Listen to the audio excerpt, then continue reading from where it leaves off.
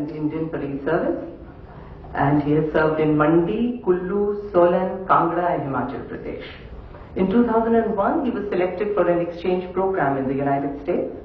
Zahur has also held the distinction of going as commander of the Indian police contingent that travelled to Kosovo as part of a UN mission.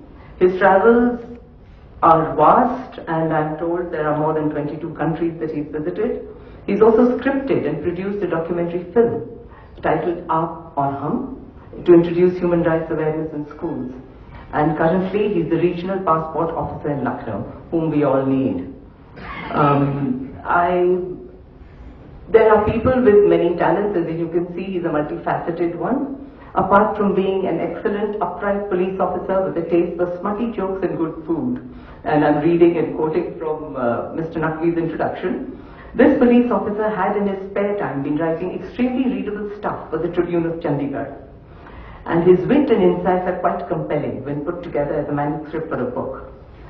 But I think most importantly, he describes himself well when he says in his book that I'm just an ordinary guy who has happily spent 14 years in the IPS, merrily met the demands of a 21st century wife and cheerfully fathered 2 children. So happily, merrily, cheerfully. Well, that is Zahur. And this again is a quote from Mr. Naqvi's book.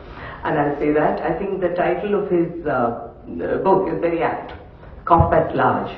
Certainly, Zahur is large, and I don't mean physically. His spirit is really large. He's full of zest, he's full of energy, full of enthusiasm, and we are so happy that unlike many of us here who have books in their head but never give shape to them, Zahur has managed to do that. So, ladies and gentlemen, Zahur Zaidi.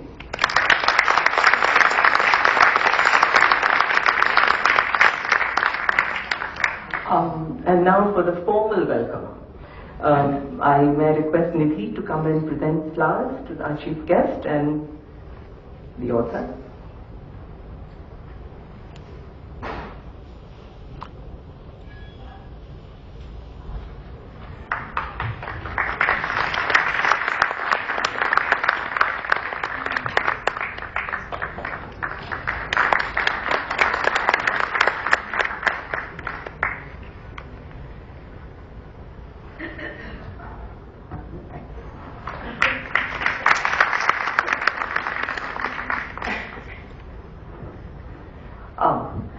By the way, this was in a plane ride that I was taken to Delhi, and Zahur was my companion during that time. He was going to Bombay or Delhi somewhere.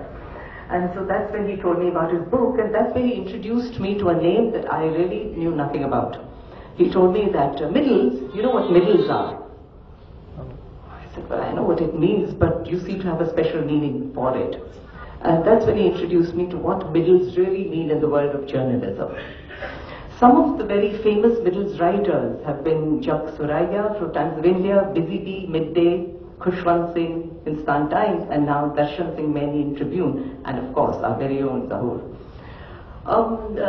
He's asked me to introduce the concept of middle, so let me do my best, even though, as I told you, till very recently I really didn't know what it meant. Middles are what you see in the middle of the page in the newspaper. They are really not necessarily political, but they are meant to be written by people who are musing on their own experience. They're normally personal anecdotes, written with a twinkle in the eye and a tongue stuck firmly in the cheek. And whatever else they might be, they're normally very readable and always funny. Unfortunately, he tells me that it's a dying art. That the newspapers have stopped the whole idea of middles. And behind that lies the whole concept that perhaps Indians lack a sense of humor.